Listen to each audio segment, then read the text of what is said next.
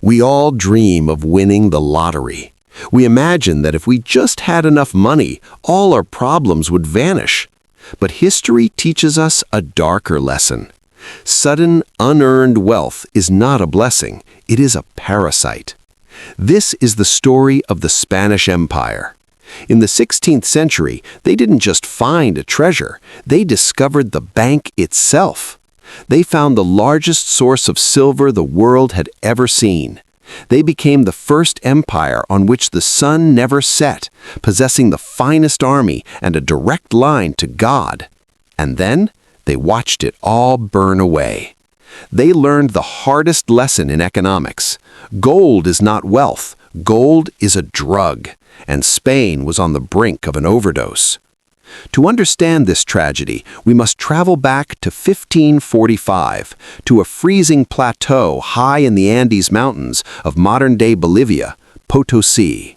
Before this moment, Spain was powerful, but not economically invincible. A society of warriors, they valued the sword over the ledger. But everything changed when a local man named Diego Gualpa, while chasing a llama, grabbed a bush to catch his balance. When the roots pulled away, he saw shimmering veins of pure silver. He had found Cerro Rico, the rich hill. It was a geological freak of nature. The mountain was practically made of solid silver ore. When the conquistadors arrived, they couldn't believe their eyes. This was the El Dorado they had been searching for. Potosí transformed into one of the largest cities in the world, its population surpassing London or Paris. But this prosperity was built on a human nightmare. The Spanish instituted the mita system, a mandatory draft of indigenous labor. Tens of thousands of men were forced into dark, suffocating tunnels. They worked for weeks without seeing the sun, carrying heavy sacks of ore. It was said that if you squeezed Spanish silver coins, blood would drip out. The mountain was known locally as the mountain that eats men. To extract the silver, they used the mercury amalgamation process, a chemical revolution that allowed Spain to produce silver on an industrial scale. Between 1550 and 1800, 80% of the world's silver came from Spanish America.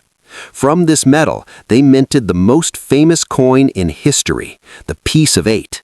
This was the dollar of the Renaissance, accepted from Shanghai to Bombay. Twice a year, the Flota de Indias treasure fleets gathered in Havana. When these heavily armed galleons, weighed down by billions of dollars in today's money, appeared on the Spanish horizon, church bells rang. The king breathed a sigh of relief. The bankers rubbed their hands. Spain was now the global superpower. Kings believed God had chosen Spain to rule the universe. But they made a fatal miscalculation. They looked at their piles of silver and said, "We are rich." They confused money with wealth. Money is merely a medium of exchange. Wealth is the ability to produce things. Spain had found infinite money, but was about to stop producing wealth. Silver acted like a narcotic, providing a sense of invincibility while the economy's vital organs were shutting down. Farmers left the fields. Blacksmiths put down their hammers. Why work when the ships are coming? The addiction had begun. Imagine a shoemaker in Seville. When the ships arrive with pockets full of silver, everyone wants to buy shoes. The shoemaker raises his prices. When this happens to everyone at once, the price revolution, the first major inflationary crisis, was born. The money supply skyrocketed, but the supply of goods stayed the same. Prices that had been stable for centuries rose by 400%. Peasants found that even with more silver in the country, they could buy less food than their grandfathers. Starvation returned because the money was broken. The rich faced a different paradox. Because inflation made Spanish goods so expensive, domestic industry collapsed. A Spanish shoemaker's costs were 10 silver coins, while a rival in England, where the silver hadn't reached, could produce for 2. Spaniards stopped buying Spanish goods. Spain became a funnel. Silver entered through Seville and flowed out within weeks to rivals like France, England, and the Netherlands. Spain did all the hard work only to hand the money over to buy dinner.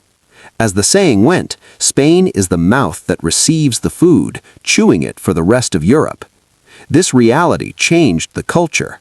While the merchant class rose in England, working for a living became shameful in Spain. The ideal Spaniard was the hidalgo, a noble who did no manual labor and lived off government rents. A society of bureaucrats emerged. While the Dutch were inventing the stock market, the Spanish were merely waiting for the next fleet. The economy looked shiny on the outside, but was rotting within. Spain's stability depended on wooden ships. If the wind didn't blow, the king couldn't eat. King Philip II believed he was the sword of God and fought wars everywhere. These were wars of ego, and they were expensive.